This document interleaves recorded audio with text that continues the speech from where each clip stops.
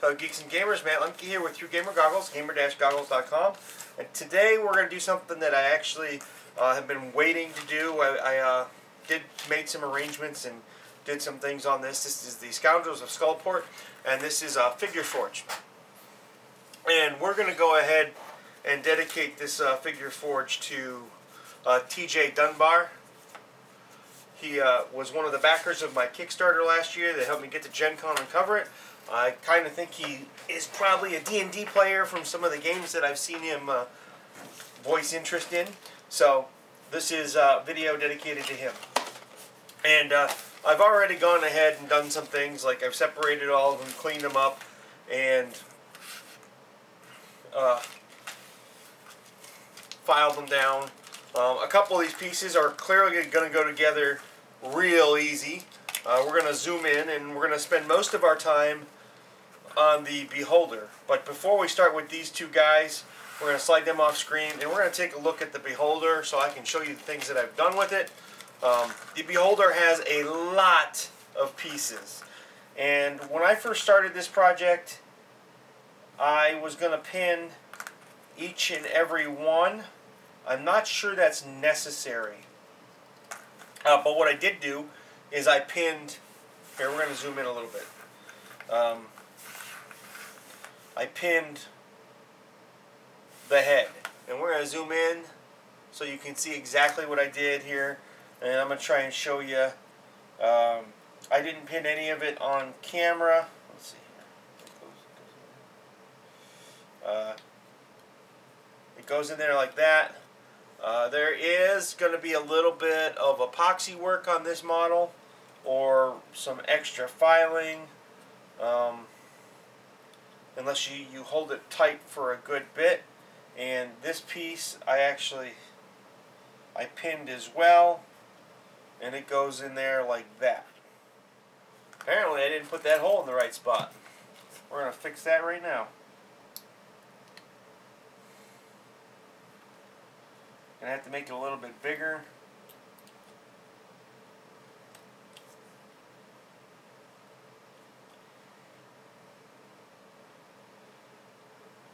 Now don't slip and ruin all your hard work.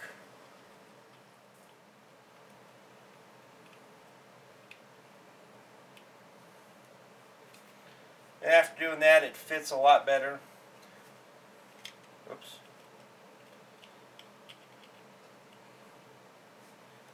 As long as everything goes together nice, which we're going to start by gluing this piece here.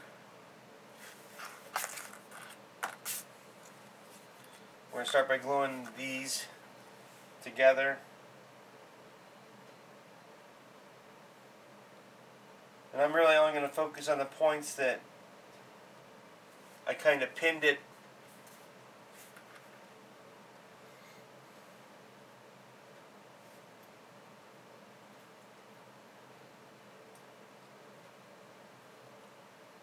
Which now that I turned it all around, there we go.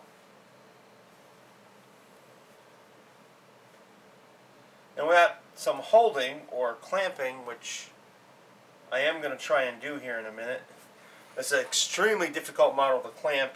I am going to go ahead and try and glue this other piece on at the same time.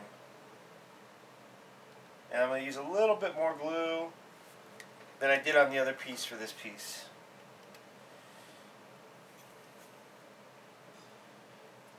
Went right in to just about everywhere I wanted it to be.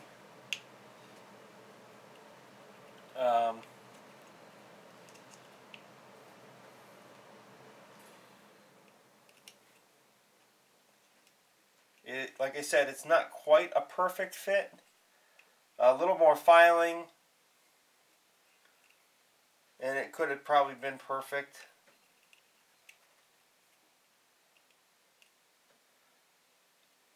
Or you could be like me and overfile, which I'm real good at doing. So I would rather play around and fill it with epoxy than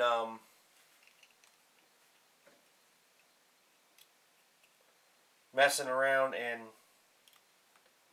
trying to file it.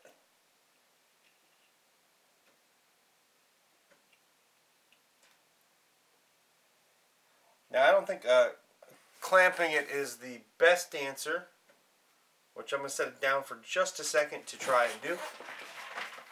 I hang my clamps on the ceiling. We're going to use this big one, if that's even possible.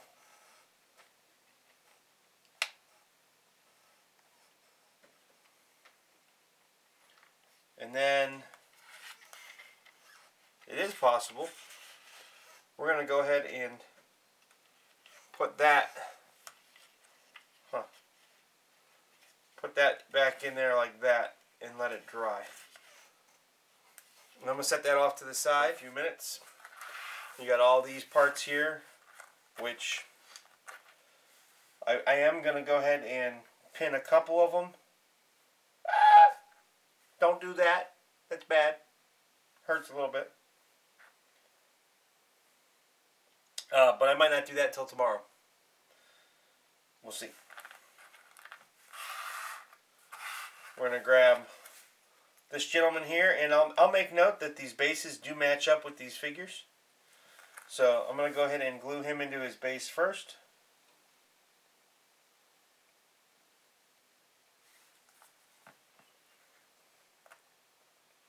Set him aside and let him dry.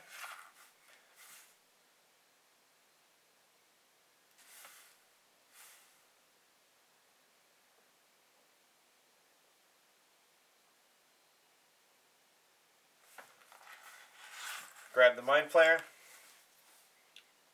I actually cut the nib off of him, so I'm going to put some glue on his base and just make sure that his foot's covering the hole. I could have pinned him if I wanted. Gently slide him off to the side, let him dry. I'm going to grab... I don't think that's going to work so well. I'm going to grab my file.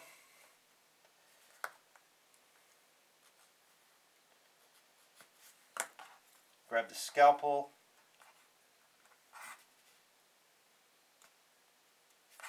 Again, be very careful not to cut yourself.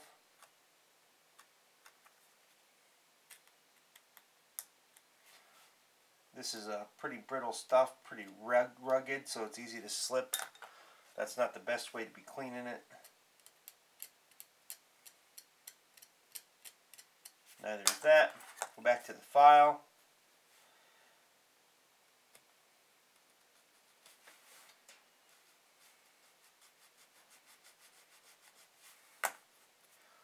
Grab the scalpel again.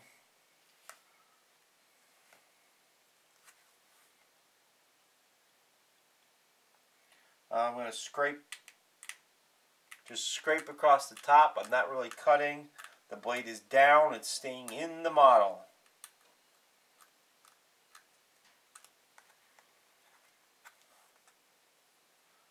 And when I push here, you see I'm pushing away from myself and towards my fingernails. A lot harder to cut through your fingernail than it is your skin. I'm going to scrape a little bit.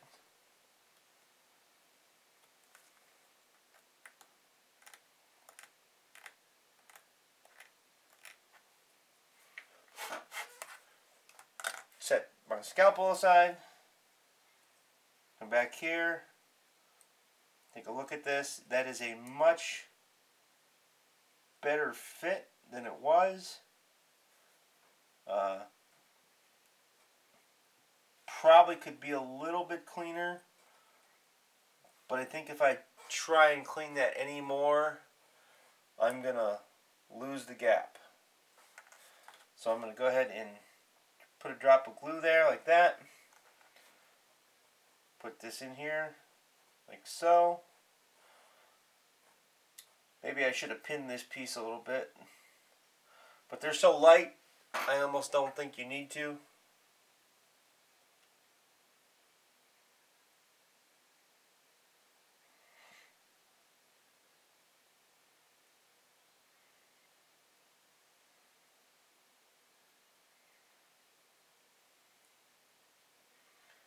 And then you like wait for it to dry.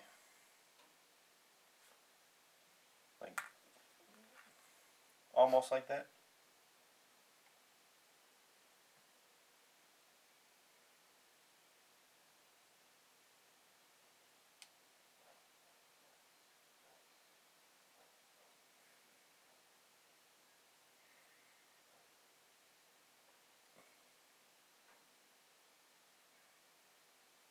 And you set him aside and you let him dry. And then, oops.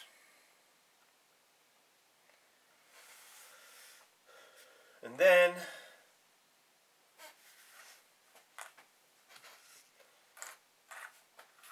normally I would say you come back to this guy, but he's not dry yet.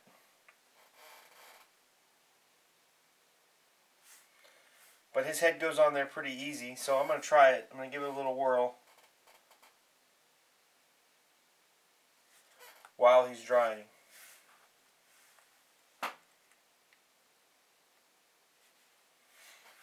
Just like that.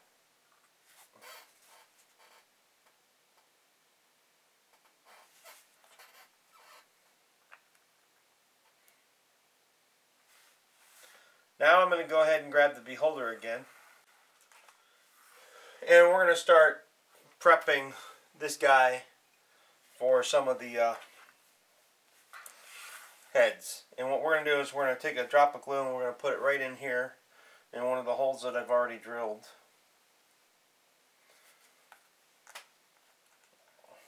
And these pieces are really small, but my tweezer skills are awful. And I'm just going to do a couple of those up, set them off to the side, and let them dry. Give the holder's head a little bit more time to dry. A lot of times what I'll do is I'll set these off to the side, and I'll, oops, my cutters are over here. I'll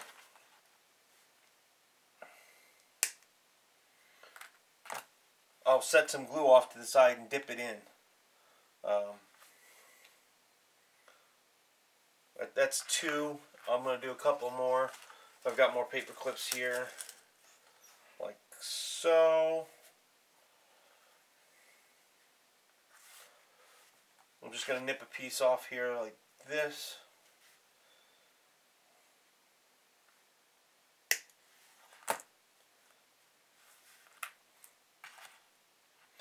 And if you drop your nippers, they become magnetized.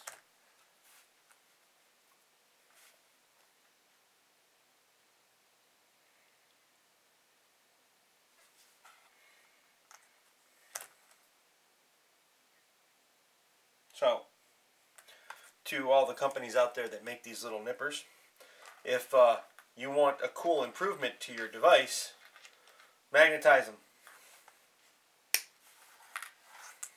See, watch. Oops. No tricks. Now, what I'm uncertain of is as to whether or not that these pieces have an order. I kind of forgot about this model. Set it up on my shelf, and I was going to do it the day after I cut it apart and did all this prep work. I'm going to try and match this, but man, look at these heads, these eye socket balls things. They look pretty much the same for the most part.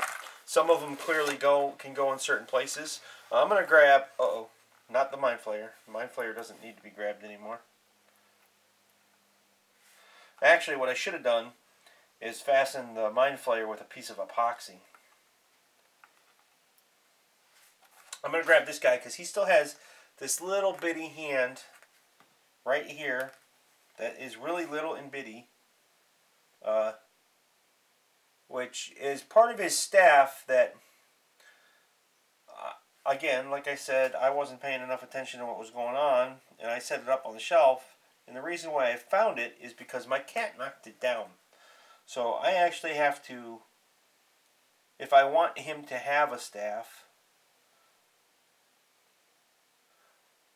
I have to either drill his hand out, which will be next to impossible, and put a rod in, or I have to sculpt it, which is almost as likely as me drilling it out is going to be. Now it looks like he's got some kind of dummy switch. I kind of like it. He's gonna, it's his dummy switch fire. It's his wand to fireball. He pushes the dummy switch and a fireball comes into play. I like it. It's a good idea. Like I said, I'm only gonna pin a couple of these, so I'm gonna go ahead and I don't want to use that one. I'm gonna find. Let's see if this is the right. Let's see if this is too small. I test my paper clips the same way I test drill bits.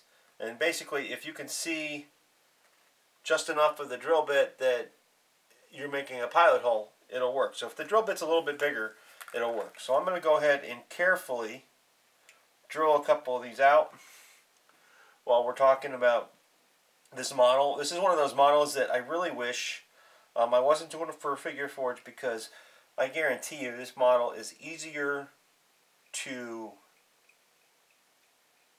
paint unassembled than assembled. And like I said, I'm only going to do a couple in the back. And obviously the back ones are the ones that are reaching around looking up to the front. But, you know, like, if you play around with it, like, okay, yeah, that obviously can be in the back. But, you know, if it's in the front, or, let's see here, on the side, it's like reaching around something. You could do all kinds of stuff with it. Whereas if you put some of these in the back, they're not going to have the same effect as you get on the, let's see, where's a good short one? Here's another short one, which right now I have a pin in it, but you're not going to get the same effect. So those clearly go more to the front. I'm going to go back to drilling this, pinning this, I should say. Now you got to be careful, because you will go through this. Remember, this piece doesn't go all the way through, and that's actually what I'm pretty much doing. I'm pretty deep there. There's another way you can do this too. You can fill these holes with epoxy and then put the pins right into the epoxy. I've done that before. But this is such a sexy model. I kind of don't want to do that. It's bad enough that I already have to epoxy it, and I'm going to have to do a little bit of work on... oh, I went all the way through. Darn it. Didn't want to do that. Let's see, what else will we do? Is that it? I don't want to make this too difficult to hold, so I think I'm only going to do those two. And since I'm only doing those two, it's going to be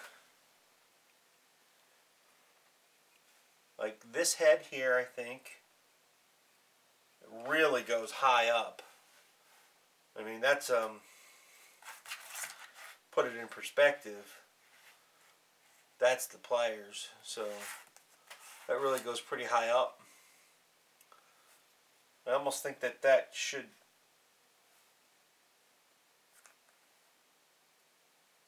man.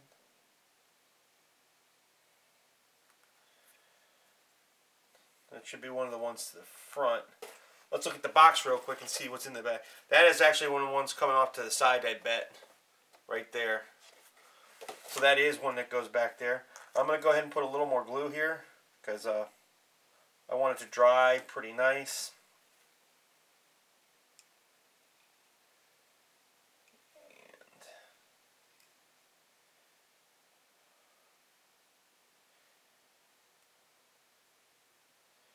And of course you got to hold it in place. But you get the basic idea. Does that kind of look like that? Let's see here. I think so. I think that's pretty accurate representation. The picture on the box is almost to scale. It's a little bit bigger, so you get a good idea. This guy's going to be quite a challenge to paint. I will do my first tutorial on how to do an eyeball. And everybody's going to laugh at me, I hope, because I am not the world's greatest painter, but this will definitely be a challenging model for me. And I'm going to go ahead and do the other eye, which is probably this one here. like that, which I didn't even pin yet. So I'm going to cut off a piece of this paper clip that's all twisted and jagged, and I'm going to go like this. I always like to put my paper clip in and kind of guesstimate how much more I need on the other side. And then I put my glue in. So this is part 1 of this video, this tutorial. Part 2 I'll film tomorrow, and I'll try and put them both up the same day. I'm going to go ahead and put some glue in here. There will probably end up being 3 parts, just because I'm going to mess around with the epoxy tomorrow, and I'm going to set that aside like that, let it dry. I'm going to turn it up a little bit. The painting tutorial on this is going to be a bear. Oh, there is one other option you could have done with this model. Wow, those gaps look a lot bigger on camera. You could have magnetized the eyes, which isn't necessarily a bad idea. With the right magnet put in there, you could have some fun with it. So I'm going to go ahead and set him aside. Is he dry yet? No.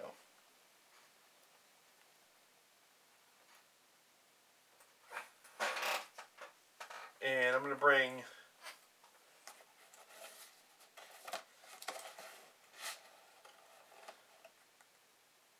Hollister back, and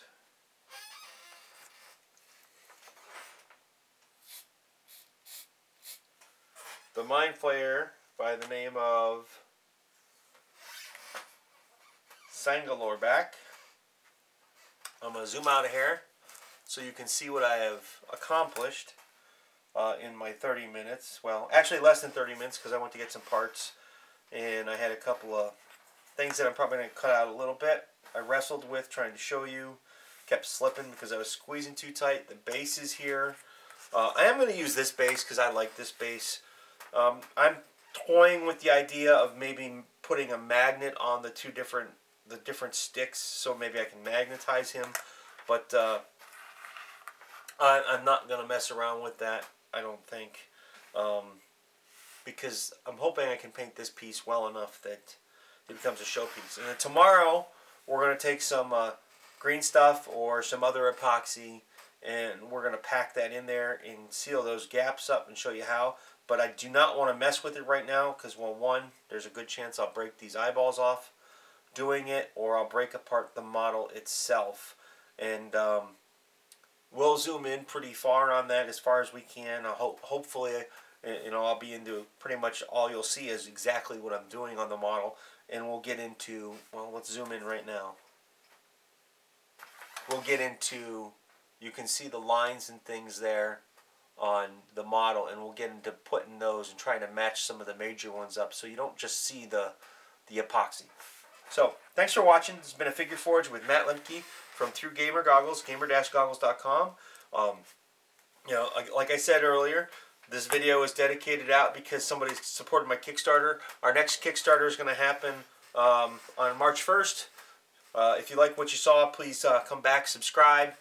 We do Figure Forges every week. If there's models out there that you're having problems with, or you'd like to see done before you buy them, or you want to just see something, let me know. I'll try and get my hands on it. I love sharing my information, my knowledge. I've been gaming for gosh knows how many years. About 25, 30 maybe. So thanks for watching. Have a good day, and subscribe. Like us on Facebook.